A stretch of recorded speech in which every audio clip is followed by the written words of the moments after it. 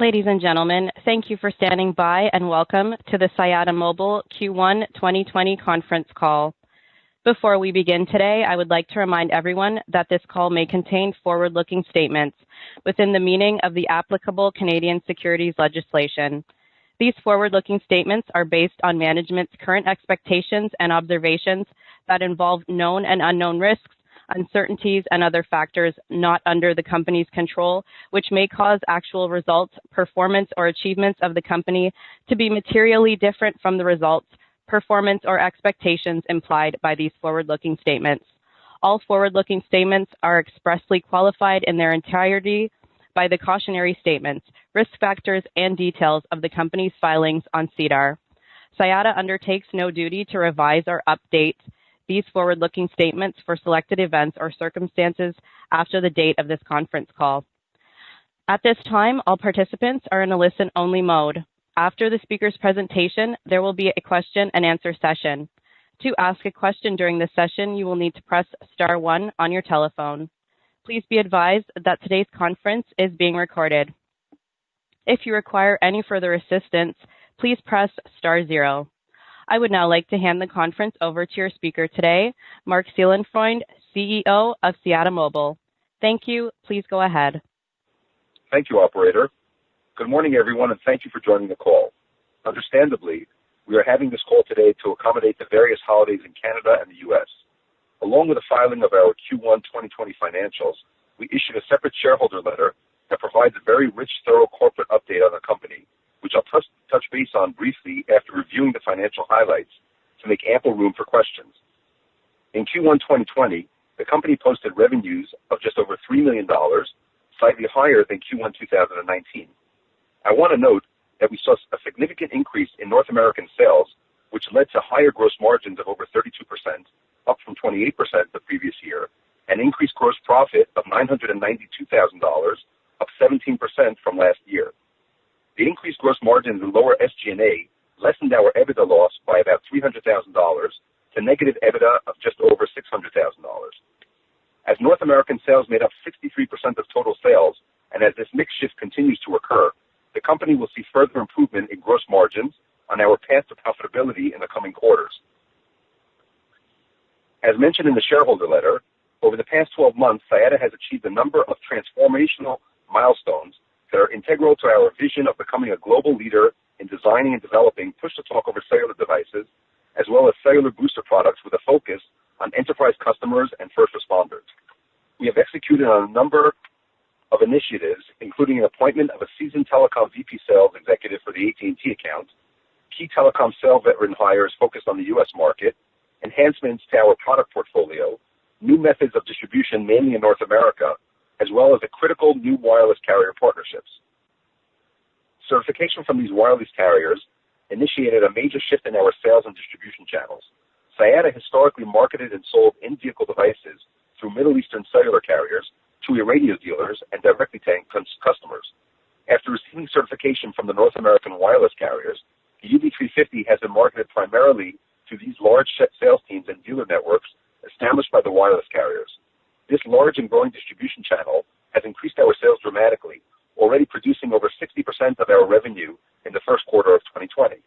The UV350 addresses a sizable market, one in which there are 17.6 million commercial vehicles and 3.5 million first responder and public service vehicles in the U.S. alone, and 3.5 million first responder, public sector, and commercial vehicles in Canada. Reflecting this large market opportunity and the early success that we are enjoying with the U.S. and Canadian carriers, we have already seen our sales pipeline grow to over $20 million in active customer proof of concept trials in the very short time we have been working with the carriers, and continue to see these numbers growing at a very rapid pace. Additionally, we are very excited about our rugged handset and cellular booster portfolios, as we are expanding our sales channels aggressively and empowering our sales teams with complementary offerings to our flagship UV350. We believe that there are enormous opportunities for our 4G rugged push-to-talk handsets, as there are combined 40 million public service and mobile enterprise workers in our focus geographies. Our rugged phones are extremely durable, waterproof, can be cleaned with bacteria disinfectants, are cost-effective, and offer key features workers normally associate with two-way radio devices, while also offering superior range as they work over a nationwide cellular carrier networks. As part of our cellular booster line, a new and improved 4G booster model introduced in early 2020 will now be sold specifically with our UB350 in-vehicle device to provide superior cell coverage when driving in remote areas, and is a great accessory to offer our customers as an add-on purchase. We are expanding our booster portfolio sales channels dramatically, recently launching on Amazon.com with plans to launch with a major U.S. carrier in the coming months. During COVID-19, as people needed better cellular connectivity from their home offices, we have seen revenues rise significantly and expect this product line to grow dramatically in the coming months as we launch in the U.S., a market 10 times larger than our primary current market in Canada. I believe that we've made considerable progress over the past year and have finally arrived at a key inflection point in our business's history. Our innovative, industry-leading solutions, coupled with never-before-established relationships with the largest wireless carriers and an acute focus on the world's largest markets, has primed us to win significant customer contracts and grow sales dramatically. As such, we are very excited to say that we will be making an application to list our shares on the NASDAQ.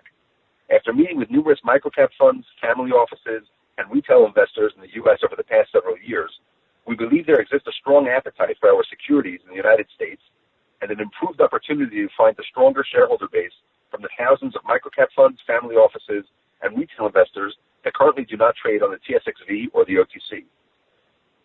We are confident that this will generate substantial shareholder value, increasing our visibility in the U.S. as we are laser focused on growing sales, generating profitability, and creating shareholder value. I want to point out that our shares will continue to trade on the TSXV regardless of our status on the NASDAQ. As mentioned earlier, there was a shareholder letter issued simultaneously with Tuesday's financial press release, and I urge you to read it in its entirety for further details. With that, I'll open up the line for questions. Thank you. As a reminder, to ask a question, you will need to press star 1 on your telephone. To withdraw your question, press the pound or hash key. Please stand by while we compile the Q&A roster.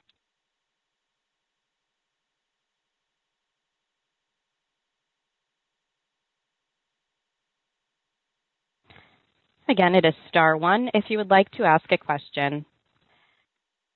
Your first question comes from Sergio Hebert with Investor. Your line is open. Good morning, Marc. Congratulations on the improved margins and penetrating the North American market. And I'm very happy to hear that you're going to be going for the NASDAQ listing. I really think that this is a fantastic move for the company. And I have one question about, do you see any possibility of adding software and recurring revenue to your business model? Hi, Sergio. So thank you. Of course, we are also looking to add software to our portfolio, and we have a little bit of software that you might have seen in our financials last year that we sold.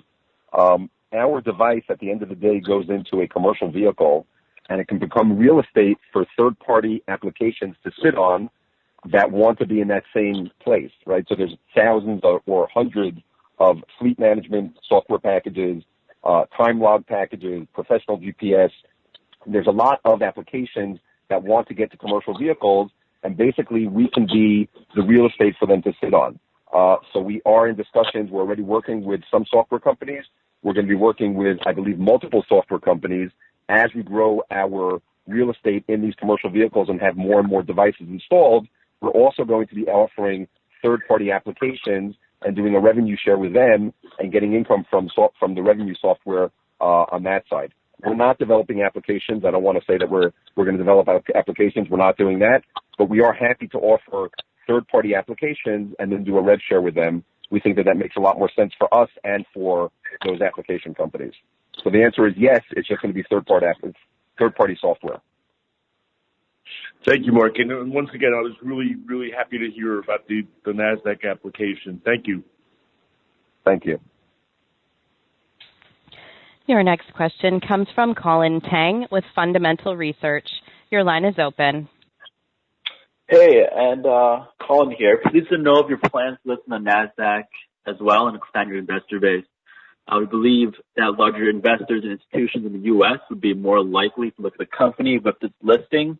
And with that said, I have two questions. So the first one is, what portion of the government tender is reflected in your Q1, and are there any opportunities to expand this government tender? So very little of the government tender was in Q1. The majority of the government tender is going to be in Q2 and in Q3. I think that we'll probably be finished with the government tender within Q3. But I want to say not more than $200,000 or $300,000 were in Q1. And you can see the breakdown of our revenues in Q1. They are predominantly in North America. So over 60% of our revenues are now in North America. That's much better for the company. The gross margins are better, and the gross margins are going to just get better as we go forward. I think that you'll see that already in Q2, that the gross margins will be better than Q1. And going forward, the more that we sell in North America, the better our gross margins get. Also, the more that we're selling our booster portfolio, and I mentioned that before when I was giving my overview, the booster portfolio is also very profitable for us. So as we're growing that part of our business, we think that our gross margins are going to get stronger. And again, our main focus right now going forward is going to be on North America. And I think that, as we go forward, you'll see that the company will have the majority of their sales in North America, the minority of the sales in the international market, which is exactly the opposite of what we had in the previous years, right? So literally the history of the company, we had 70 or 80% of our sales were in international markets and 20 to 30% were in North America. And that's literally going to flip this year. And it's very good for the company just because it's a much bigger market for us. It will allow us to grow much more rapidly, and the gross margins are much stronger. Perfect. That's good to hear. And my second question is, could you just speak at a high level about the revenue percentage mix between the UB350, the CP250, UR5, and the boosters going forward? So CP250 and UR5 and UR7 are sold only in international markets. So if that gives you an indication, it's never going to be more than 20 or 30%, or maybe, as high as 40%, but not more than that, in this quarter and the coming quarters. I think that it's going to be even less than 40% in this quarter, and in the coming quarters even less. As opposed to our booster portfolio and our UB350, which are only sold in North America, and that is going to be the majority of our sales going forward, and you'll see that also in the gross margin. Perfect. That's all the questions I have. Thank you. Thank you. Your next question comes from Carmen Wilson, private investor. Your line is open. Hello, how are you today? Good, how are you? Good. My question is about the consolidation of shares. I'm noticing that when you have 125 million shares, consolidating at 300 to 1 brings that down to about 417 million. Is that correct? 417,000? Yes, we absolutely don't plan. It's up to 300 to 1, but we absolutely don't plan to do 300 to 1. Obviously, we have to have a $4 US dollar share price, and our goal is to do it at the highest price possible. And we're not pressured in time to do this reverse split. We'll do it when it's best for the company. That number 300 to 1 was just a number that was, I don't know, maybe it's just a standard number. But of course, we're not looking to have 400,000 shares outstanding. We want to do it at a much higher price than it is right now.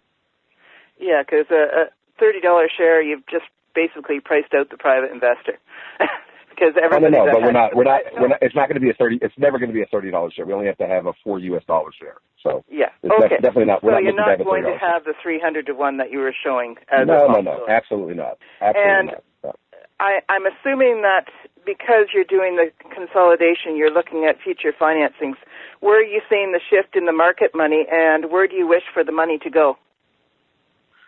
So we meet the minimum requirements besides share price. We currently meet the minimum requirements for NASDAQ, okay? So yes. We don't have to raise money immediately. Again, we'll do it when it's opportunistic for the company and obviously at the highest price possible. The fact that we've put out already a press release that we are moving to, or working towards moving to NASDAQ, again, it's not even for sure they're going to work to get onto NASDAQ. We still have to get SEC approval and NASDAQ approval, and there's many approvals that we have to get, and it's going to take a couple of months to get that. Having said that, we are already speaking with U.S. investors that see that our path is to go towards NASDAQ, and that's what they want to see, because they don't necessarily want to trade on the TSX or on the OTC, and therefore we think, and I don't know if you saw it just yesterday, the stock traded very well on the OTC for the first time in a very long time, and we think that that's because various investors that have told us in the past that they're not looking to have a company that's always going to be on the OTC or always on the TSX, the fact that we're actually working towards the NASDAQ is a very good thing for U.S. investors. So, again, we will raise money when the company is, when the price of the shares are opportunistic for the company. And again, we're not looking to raise huge amounts of money. We believe that we're on the path to becoming profitable in the coming quarters. And, as we become profitable, we think that the company will be worth, more money. The share price will go up. And at that point, if we have to raise money, we'll raise money. And the warrants that are outstanding currently, will they be consolidated and repriced down and expiry dates changed and prices changed on them? No. In other words, they'll be repriced, but the expiry dates are going to stay the same. Okay. Thank you very much. We're not changing anything. We're not lowering warrant prices or anything like that. No. Okay. Well, actually raising warrant prices, because once you consolidate, they would become more expensive, I would assume. 100%, and the majority of the warrants are, very much out of the money right now. So, in that sense, we're not going to lower the warrant price or anything like that. Okay. Thank you very much. Thank you. Thank you. Your next question comes from Daniel Rosenberg with Paradigm. Your line is open. Hi, thanks for taking my question. I was curious to hear a bit more about your sales channel. Could you describe a little bit how you're balancing direct sales versus relying on the operators in North America, or is it a joint sales effort? How does that process work? That's a great question, and I actually have my VP Sales, Glenn Kennedy, on the line, and I think that he's the best person to answer that. Yeah, hi, Daniel. Thanks for your question. Yeah, we definitely expect in North America that virtually all of our sales are going to be through wireless carriers or the wireless carrier distribution partners that they have in place. So definitely that will be our focus. The only product category where we do a little bit of direct sales would be in our cellular booster sites, our cellular booster business. But certainly for the biggest revenue category, our in-vehicle devices, we expect that is going to be through the wireless carriers, both North American and internationally. Does that answer your question, or would you like more context?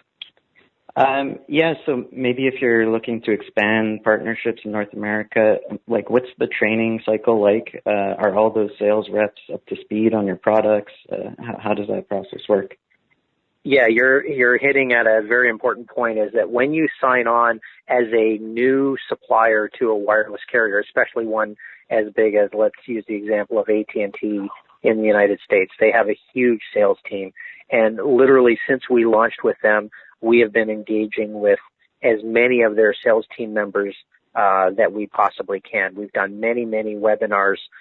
Pre-COVID, we did many of them face-to-face, and since that time, they've been online. We will continue to do that. We've also started down that process with Verizon as well, and it's a huge undertaking for sure.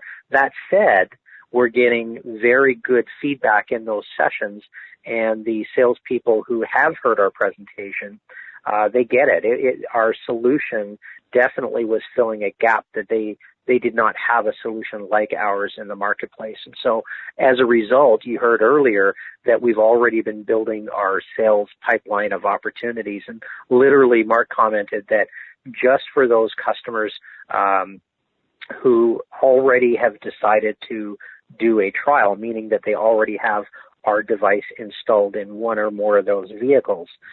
If we were to get 100% of the business, and I'm not suggesting we will, but just to scope out how many trials we have in place, if we did get 100% of that business, it would equate to roughly $20 million in revenue. So, and that's virtually all right now, I'll add, with AT&T. We're just kind of getting started with Verizon. So, there's a great opportunity to grow our sales pipeline even further as we continue to develop our relationships within the sales channels.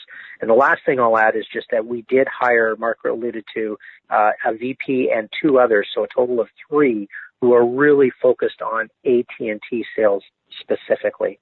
And that has really helped us to grow that pipeline. That's where we've seen the growth in our pipeline since they came on at the beginning of the year. And we have plans in place very shortly to do the same thing with Verizon. And last one for me. So at maturity, if you guys are successful in securing all the partnerships that you want, and everything's moving along accordingly, how much operating leverage is there? Where could the gross margins go, since we're already seeing quite a nice lift in this quarter? So Marc, let me defer take to you on that one. Yep. Yeah. So that's a great question. Well, first of all, let's talk about the expenses in the company. We don't have to grow our SG&A dramatically at all. The whole company right now is 21 people, okay? I will be thrilled if in a year from now on the conference call, I'll tell you that we have 26 people or 25 people, and that's it. We need a couple more salespeople for North America, and that's it. Because, we don't have to advertise on TV, and we don't have to do billboards, and we work with the cellular carriers and leverage their sales forces to get to their customers, okay? And like you mentioned before, we're doing a lot of webinars, okay? And now it's great because we don't even have to fly to do those webinars. We can do them on Zoom. And I think that even going forward, this whole working on Zoom and WebEx, we're going to continue doing that even when Corona is gone. So in that sense, our SG&A doesn't have to grow dramatically, and we can leverage the sales forces at the cellular carriers to get in front of their customers, okay? Having said that, we do go with the cellular carriers to their larger customers, right?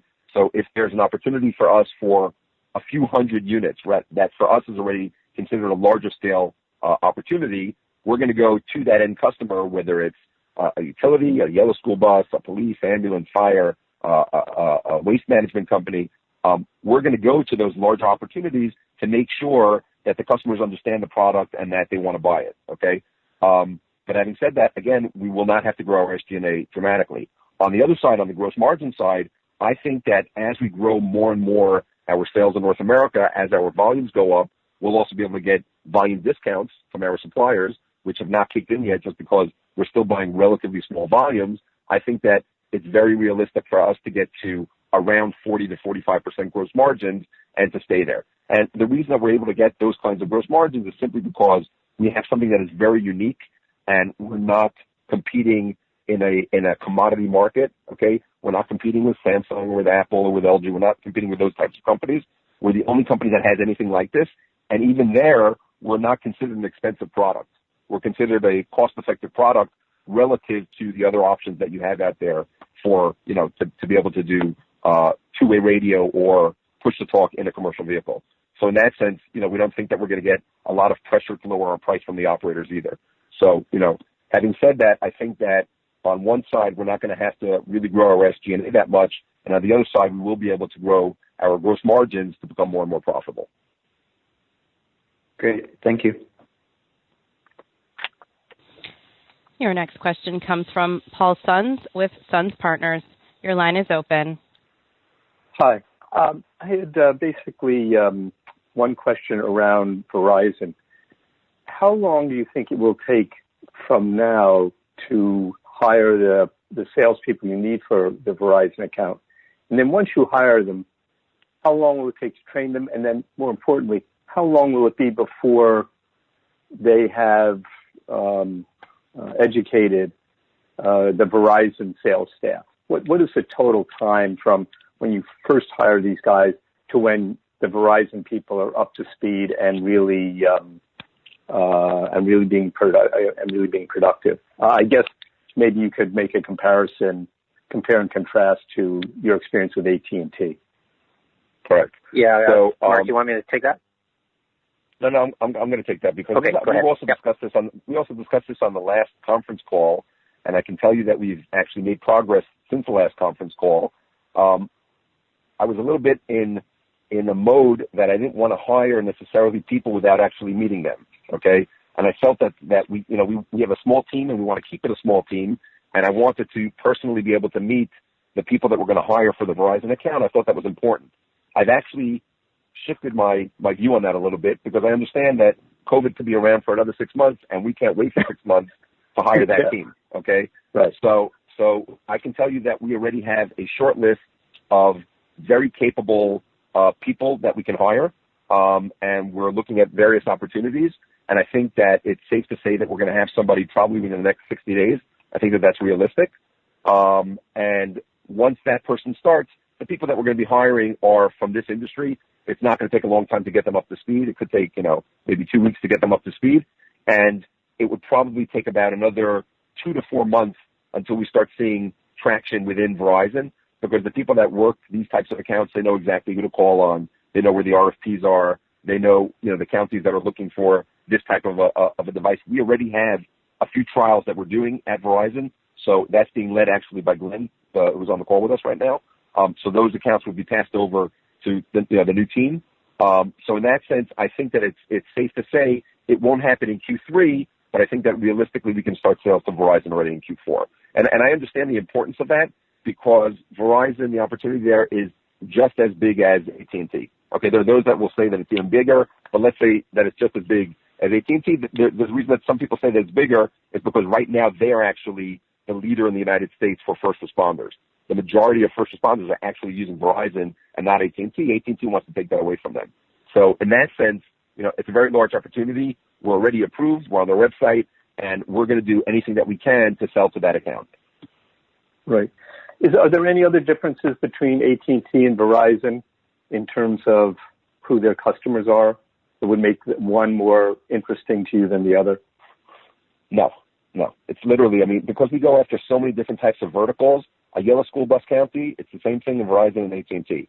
A utility, it's the same thing in Verizon and AT&T. It's literally the same types of customers. It's just that, AT&T has, I want to say, anywhere between 5, 6, 7 million commercial vehicles on their network, and Verizon has about the same number, right? So, and it's the same types of commercial vehicles. So in that sense, it's basically just replicating what we're doing at AT&T and FirstNet and doing the same thing at Verizon. And another thing is that we've developed over the past 6 months a lot of materials, webinars, movies. That's something that we didn't have, 6 months ago. All of that material and all of that data will be able to pass over to the Verizon team. The movie that we showed last time in the last conference call, that we have that exact same movie, which is made specifically for Verizon. So the flavor that you saw on that movie was an AT&T FirstNet flavor. We have the exact same thing for Verizon, because of course, Verizon want to see their applications on the device and not the AT&T applications on the device. So, in that sense, everything is ready to go. We just have to have a dedicated sales team that's focused specifically on that account. Right. Good. Thank you very much. Thank you. Your next question comes from Calvin Horry with Horry Capital. Your line is open. Yeah. Hi, Marc. Good morning. Hi.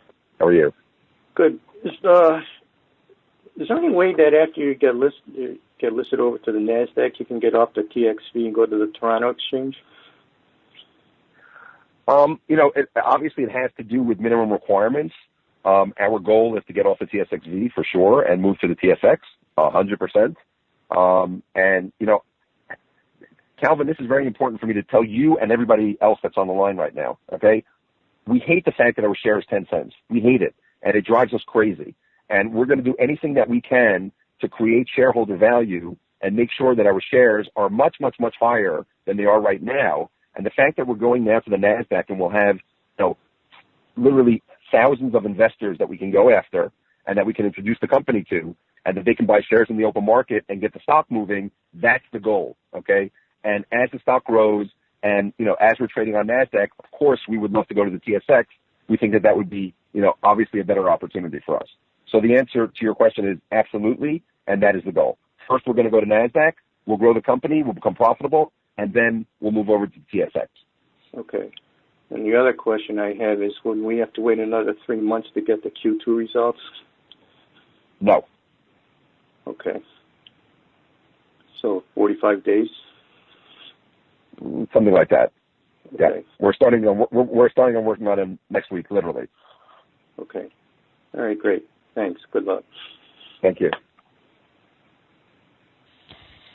That's all the time we have for questions. I will now turn the call back over to Marc Seelenfreund for closing remarks. Thank you very much for joining the call. Anybody that has any other questions or concerns, I'm happy to speak to you on the phone, answer emails, so please feel free to be in contact with me. Thank you very much, and for our U.S. investors, have a happy 4th of July. Thank you very much. Ladies and gentlemen, this concludes today's conference call. Thank you for participating. You may now disconnect.